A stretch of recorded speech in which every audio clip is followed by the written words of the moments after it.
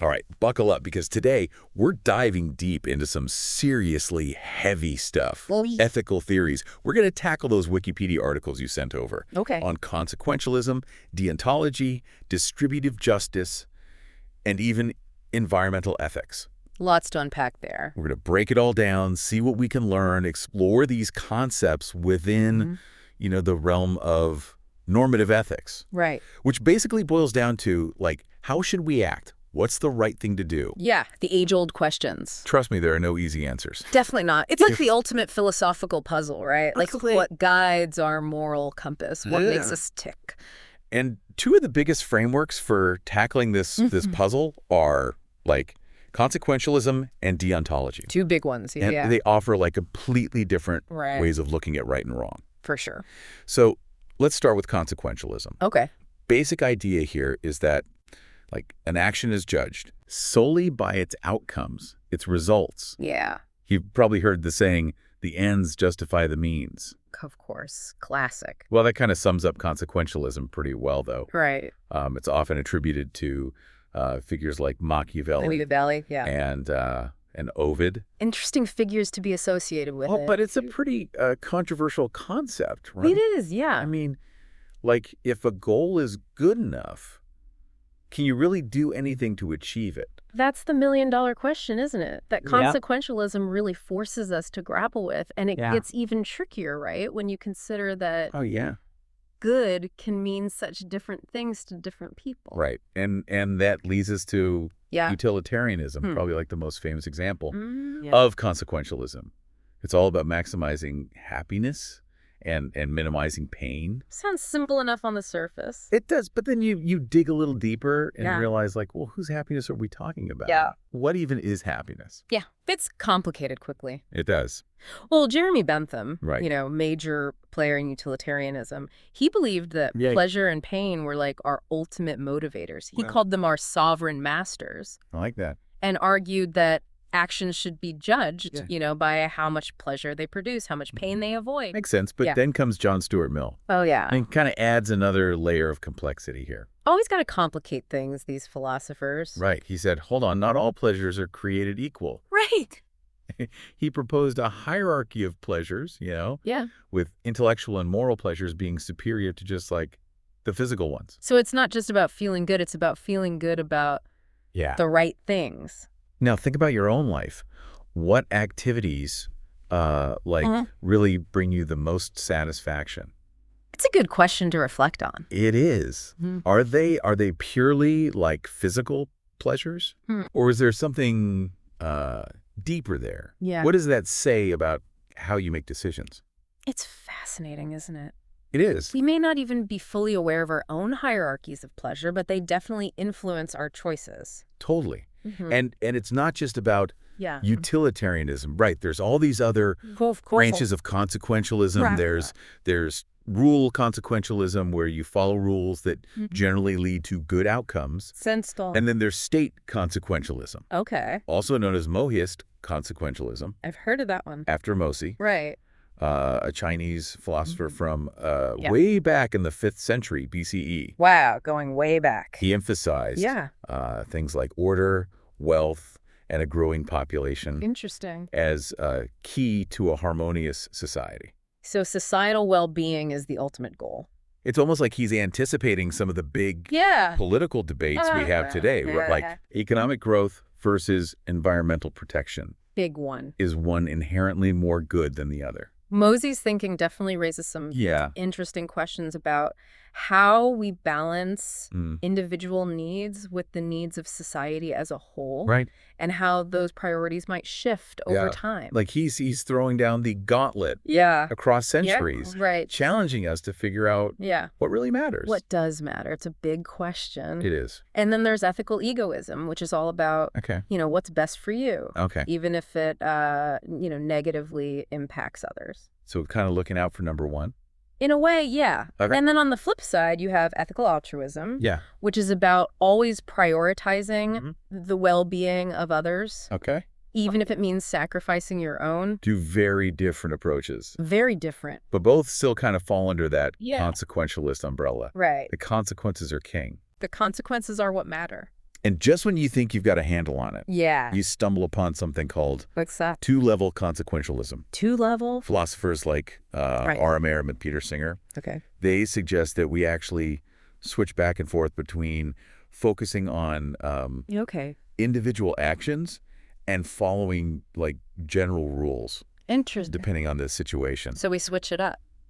It's like, yeah, do you think we do this already Maybe. without even realizing it? It's possible. Like, are there times when you're more concerned with the outcome, and others where you're just like, nope, I'm sticking to the rules no matter what? It makes you wonder if we're consciously choosing or just reacting.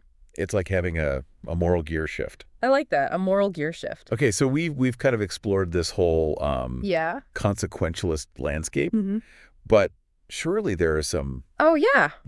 potholes along the way. There always are. I mean, judging actions solely on their outcomes. Yeah. Doesn't it feel a bit risky? You're right to be cautious. Like, Because consequentialism has faced its fair share of criticism. I got And one of the most compelling challenges, I think, comes from the philosopher, Okay. G.E.M. Anscombe. Okay. She argued that consequentialism puts too much emphasis on predicting the future. Hmm. And that's something, well, humans aren't exactly known for doing well. Right. It's like saying, well, I thought this would happen, so it's not my fault, it didn't. Yeah, does that really let you off the hook ethically? It raises the question of accountability. It does. Like, if we can't perfectly predict the outcomes of our actions, Yeah. can we really be held Yeah. morally responsible for the unintended consequences? Yeah, it's a slippery slope. It is. It's a tough one. And then there's Immanuel Kant, Oh, Kant. Here we a philosophical heavyweight Yeah. who throws down the gauntlet with his inquiring murderer dilemma. It's acquiring murder. Okay, I'm listening. Imagine a murderer at your door, Okay. asking if you're hiding someone inside. Oh, wow. Do you lie to protect the potential victim, Mm-hmm. even though lying is generally considered wrong? Right, right. This scenario really puts consequentialism to the test. It does, doesn't it? It forces us to ask, like, are there ever Yeah. situations where breaking a moral rule Mm-hmm. is justified by the outcome? The classic ethical thought experiment. It is. Mhm. What would you do in that situation? I don't know. It's a tough one. Would you lie? It really makes you confront your own values. I honestly don't know what I'd do in that situation. Yeah. It's a real ethical minefield. It highlights a key criticism of consequentialism, though, right? Yeah. That it can justify actions that we might Yeah. intuitively feel are wrong. Right. And then you've got Yeah. another philosopher, Bernard Williams. Okay, Bernard Williams, what does he say?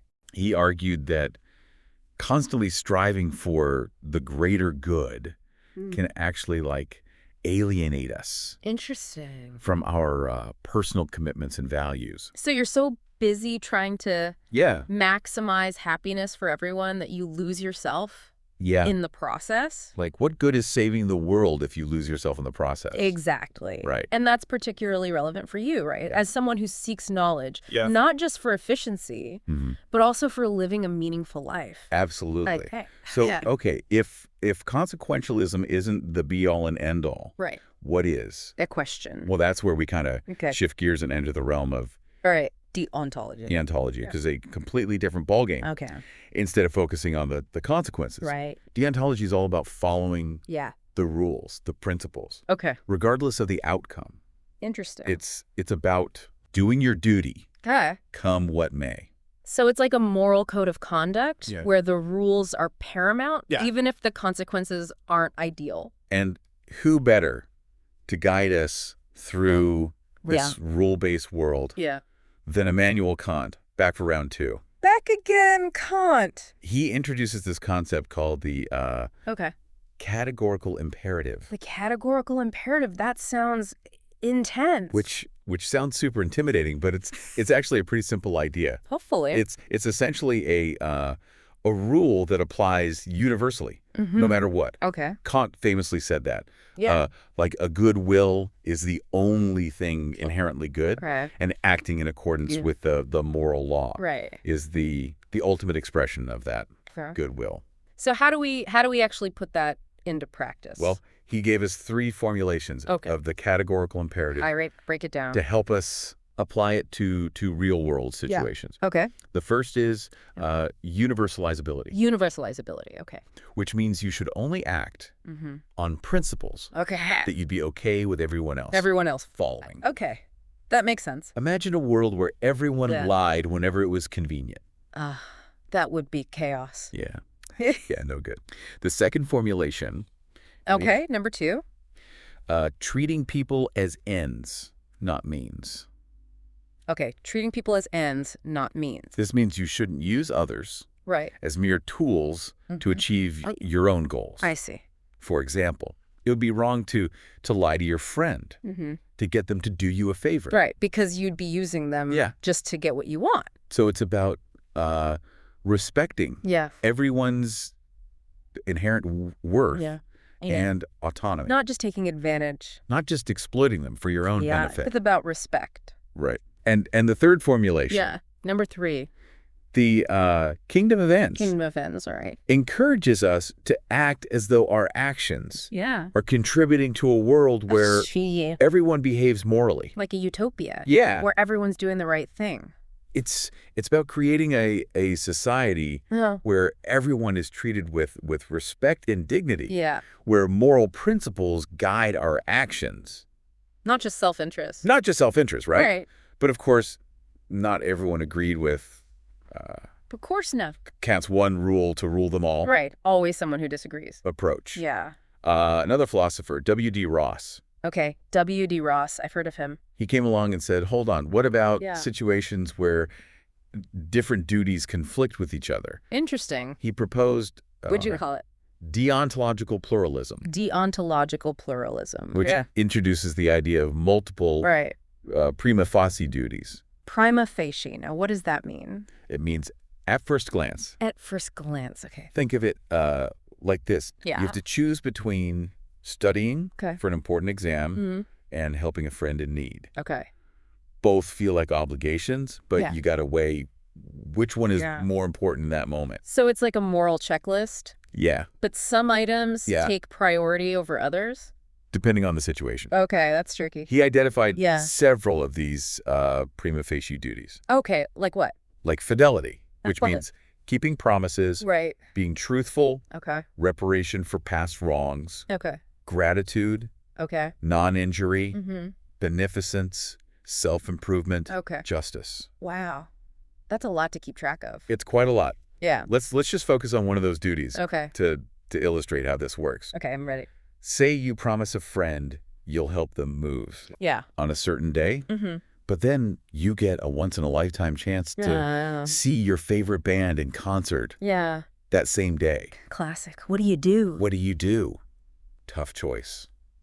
Do you uphold your promise to your friend? Or do you go to the concert? I mean, live music is pretty tempting. Live music is pretty awesome. Yeah. Both choices have their own moral weight. They do. And it's up to you to decide. You got to choose. Which duty takes precedence in this specific situation. Yeah. There's no easy answer. Rarely is. And that's what makes deontological pluralism so challenging. It is. But also so compelling. Yeah, I can see that. It forces us to confront real-world moral dilemmas. Real-world. And make difficult choices. Which is what we have to do. So we've got consequentialism over here, all about the outcomes, and deontology over there, all about the rules. Two very different approaches. But surely there must be some... Oh, I bet there is. ...overlap somewhere, right? Yeah. Can these two, like, seemingly opposite philosophies ever see eye to eye? Well, that's a good question for next time. I think so. Yeah, we'll have to dive into that. We have to dive into that. Okay, sounds good. All right. I'm ready for part 2. Me too. So, as we were wrapping up part 1, I was thinking about all this. Yeah. It makes you question your own beliefs. It's like a mirror to our moral compass, Yeah. Like, ethics isn't just some abstract philosophical concept, No, it's very real. It's everyday life. Woven into the fabric of our daily lives. Absolutely. It's about the choices we make. Yeah, choices we make. Big and small. For sure. And the reasons behind those choices. And why we make them. Let's dive back in. Okay, let's do it. Picking up where we left off with that idea of reconciling consequentialism and deontology. Are there like ever situations where Yeah. these two seemingly opposite philosophies can actually Can they get along? work together? Well, there have been some interesting attempts I bet. to bridge that gap. Okay. And one that I find particularly interesting is from the philosopher Frances Calm. Okay. She proposed what she called the principle of permissible harm. Okay, I'm intrigued. It's a mouthful, but it's actually a pretty intuitive idea. Break it down for me. Okay, so it's basically trying to find this middle ground between the strict rules of deontology and the focus on outcomes in consequentialism. So like a compromise. In a way, yeah. What exactly does this principle say? Okay, so essentially it argues that harming someone to save a larger number of people is only permissible. Okay. If that harm is a direct result of the action, that brings about the greater good, not just a side effect. Okay, I need like a real-world example to wrap my head around this. Okay. So imagine, right, classic thought experiment. Okay. There's a runaway trolley barreling down the tracks. Okay. And it's headed straight for 5 people who are tied to the rails. Oh, no. You're standing next to a lever that can switch the trolley to a sidetrack. Okay. But there's one person tied to that track as well. This is a classic, right? So in this scenario, flipping the lever would be permissible because the harm to the one person is a direct result of saving the 5. Okay. However, if you had to push a large person onto the tracks to stop the trolley, that would be impermissible. Okay. Because the harm is not directly connected to saving the 5. So it's not just a simple numbers game. It's not just about the numbers. It's about the nature of the harm and how it relates to the greater good. You got it. So like, you know, it's not just about like saving 5 versus 1. Right. It's more nuanced than that. There's more to it. Yeah. Like Calm's principle is acknowledging that sometimes causing harm might be unavoidable. Right. But it's trying to set limits on what kind of harm is morally acceptable. Like which harm is more okay. Exactly. It's complex, it's nuanced, but it shows that maybe those lines between consequentialism and deontology aren't as stark as we first thought. Yeah, it's like they're reaching across the philosophical aisle. I feel like that. To shake hands. Maybe have a cup of coffee, you know. Maybe even share a cup of coffee. Yeah. Right. And there are other thinkers who've explored similar paths, like Thomas Nagel, Michael S. Moore, Ian King, all trying to reconcile these seemingly opposed ethical theories.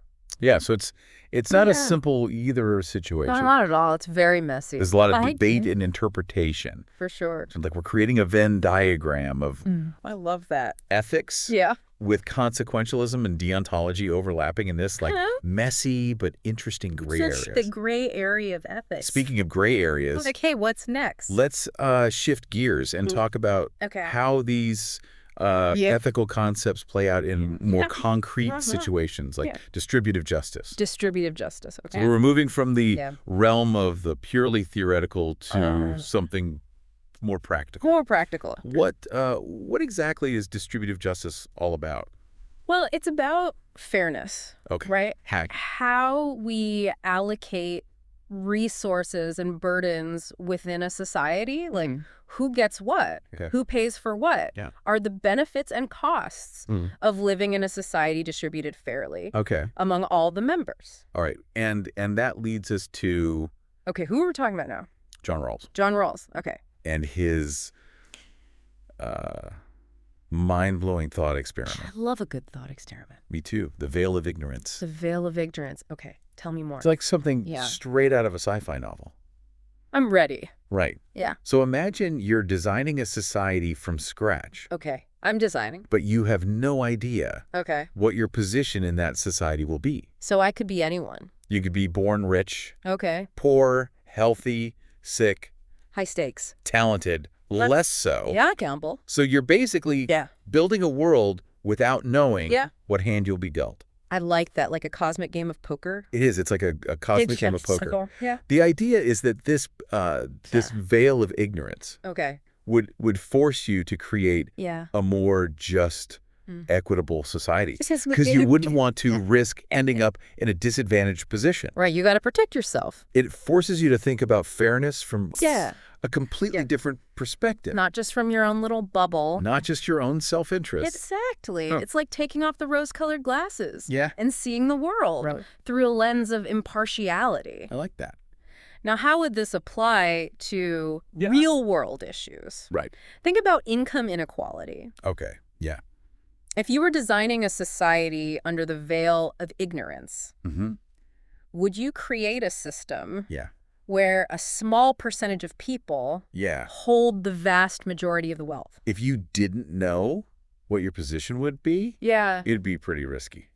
It would be. Right? It would be a gamble. To design a system with such extreme disparities. Yeah, because you could end up at the bottom. On the wrong side of that. Yeah, exactly. The veil of ignorance forces us to consider all perspectives, not just our own. Like a moral compass for I like that. Social policy. Yeah.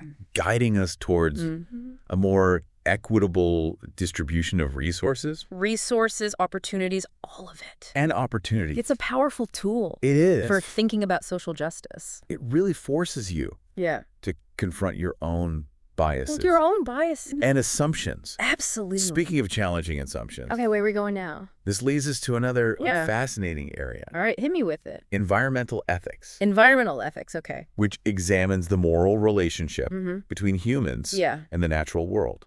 Okay, big one. This is where things get even more complex. I bet they do. Right.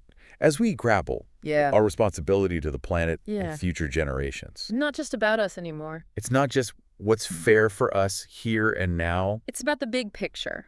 It's about the long-term... Long-term consequences. Yeah, the consequences... Of your actions. Of our actions, for sure. We've got to confront this idea of anthropocentrism. Anthropocentrism, okay. You know, this human-centered... humans at the center. ...view that dominates our thinking. It's hard to escape that sometimes. And often leads to the exploitation of the environment. Right. We think we're the only ones that matter. We see the natural world as something that exists for our benefit. Like it's just there for us. Rather than recognizing its inherent value. It has its own value. And the rights of other species. Right. Other species matter too. Which brings us back to this fundamental tension between consequentialism and deontology. Back to the big two. How do we balance human needs? That's the question. With the needs of the planet? That's a tough one. Especially when those needs seem to be in conflict. Right, because sometimes it feels like it's one or the other. Yeah, it's like a constant tug of war between short-term gains and long-term sustainability. Sustainability. On the one hand, we have this drive for progress. Right, improving human lives. For improving human lives. Yeah. But that often comes at a cost to the environment. Right, there's a trade-off. It's like having to choose between two competing goods. The goods, that's tough. Human progress and environmental preservation. A consequentialist would probably argue that we should prioritize actions that maximize overall well-being. Okay. Even if it means accepting some negative environmental impacts. So like the ends justify the means in a way? Kind of, yeah. Even if the means aren't so great for the environment. They might argue that the overall benefit outweighs the negative impact. So it's all about the greater good. Good. Right. Building a new dam, for example. Okay, a dam. Yeah. Might provide clean energy. That's good. For thousands of people. Yeah. Right. But it could also disrupt a delicate ecosystem. There's that trade-off. Yeah, it's like choosing between two competing goods. Yeah, it's tough. And the consequentialist would just have to weigh those potential benefits against the harms. The harms. Yeah. But a deontologist. Yeah, what would they say? Might argue that we have a fundamental duty to protect the environment. No matter what. Regardless. Regardless of the benefit to humans. Of the potential benefits. Wow. To humans. That's a strong stance. They might say that. That destroying a natural habitat is inherently wrong. Okay. Even if it serves some greater purpose. So how do we find that balance? So how do we find a path forward amidst all these conflicting perspectives? It's like we're in an ethical maze. It's like we're caught in an ethical maze.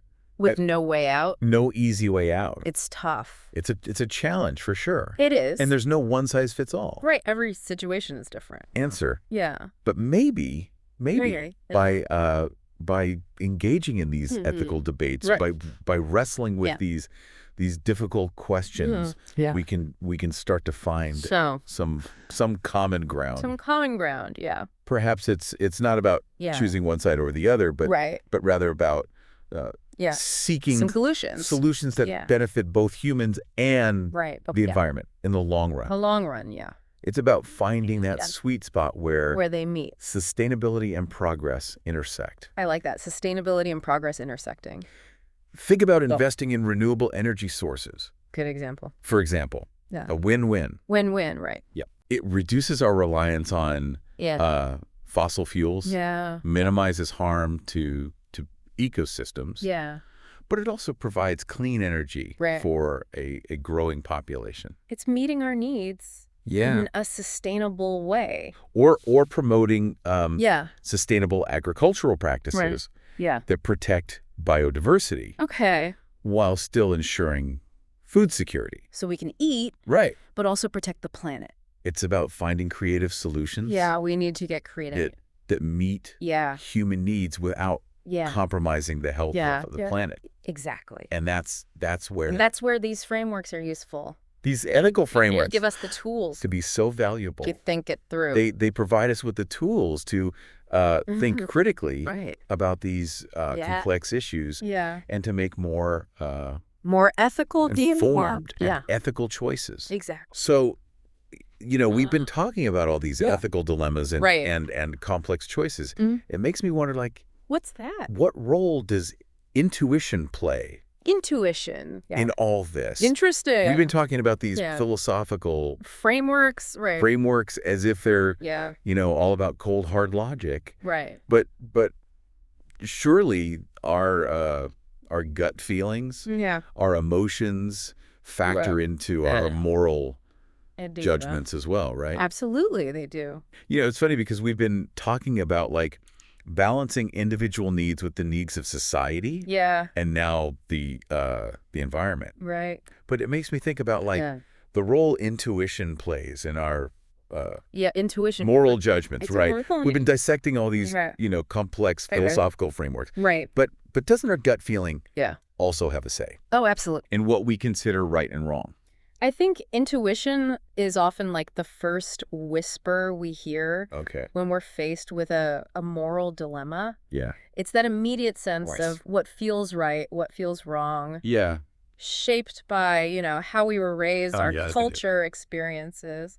But if it's just a feeling, can we always trust it? That's the thing. I feel like I've definitely had those moments where my initial reaction was later challenged by logic. Of course. Or new information. Yeah. Intuition's a starting point, not the finish line. Okay. So how do we refine that raw data? I think that's where these ethical frameworks that we've been talking about really come in handy. They're tools for examining your intuition, for questioning those initial impulses. Consequentialism, right?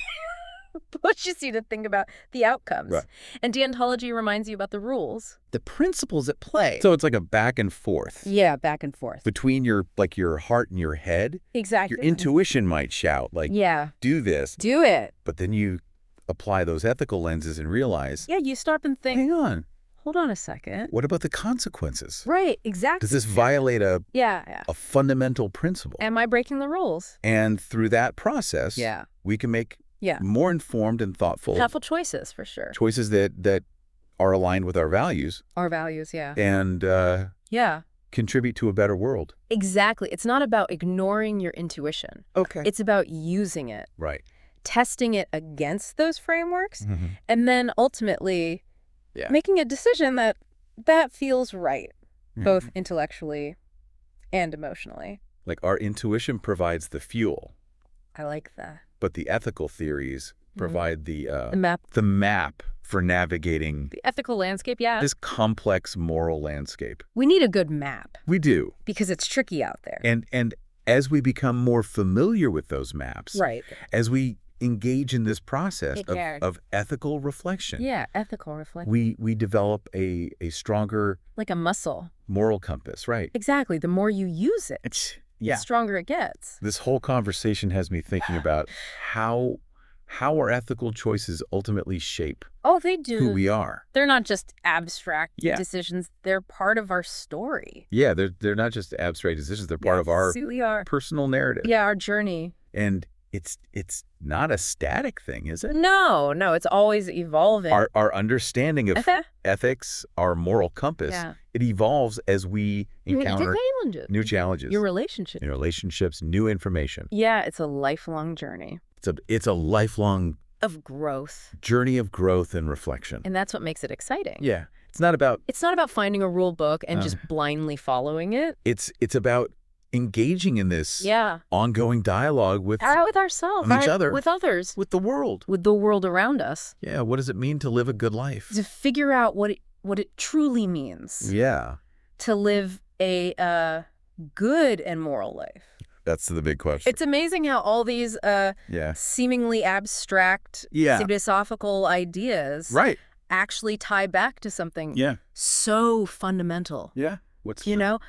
Our capacity for empathy. Empathy, yeah. For understanding and sharing the feelings of others. The one about connection. Because at its core, ethics is about recognizing the inherent worth and dignity of all beings. Of everyone, human and non-human alike. Right. It's not just about us. It's about seeing beyond ourselves. Yeah, seeing the bigger picture. And extending our circle of compassion to encompass a wider community. A wider community, yeah. It's about realizing that our actions have they have ripple effects. They impact everyone. That they impact not just ourselves, but also those around us. Near and far. Both near and far. Present and future. It's a big responsibility. And that realization can be both humbling. And empowering. Empowering, too. It reminds us of our interconnectedness. Yeah, we're all connected. Of our responsibility. To each other. To each other. And to the planet. And to the planet we share. We're all in this together. Well, we've covered a lot of ground in this deep dive. A lot of ground. From consequentialism to deontology. Yeah. From distributive justice to environmental ethics. We've explored. We've been all over the place. Some of the most fundamental questions in philosophy. Honestly, the big ones. And even though we haven't come up with all the answers, there are no easy answers. There are no easy answers in ethics. That's for sure. But I think we've given our listeners hopefully a lot to think about. A lot to chew on. And that's the beauty of a deep dive like this. It's about sparking curiosity. Yeah. Igniting debate. Getting people thinking. Yeah. And ultimately encouraging each listener to keep exploring. Continue exploring these questions. For themselves. On their own. Because the deep dive doesn't end here. It keeps going. The conversation continues within each of us. Within each of us. As we navigate the complexities of our of life. Own lives. As we strive to make choices. Yeah. That are meaningful and ethical. Both meaningful and ethical. Absolutely. So to all our listeners out there. Yeah, to the listeners. Keep asking those. Tough questions. Yeah. Keep challenging your own assumptions. We're assumptions. And keep searching for the good. Search for the good. In yourself. Yeah. And in the world. World around you. Absolutely. Because it's in that search. It's in the search. That relentless pursuit of truth and justice. Truth and justice. Yeah. That we find the best. The best of ourselves. The best of ourselves. Yeah. And create a more equitable. Equitable and compassionate. compassionate world. For everyone.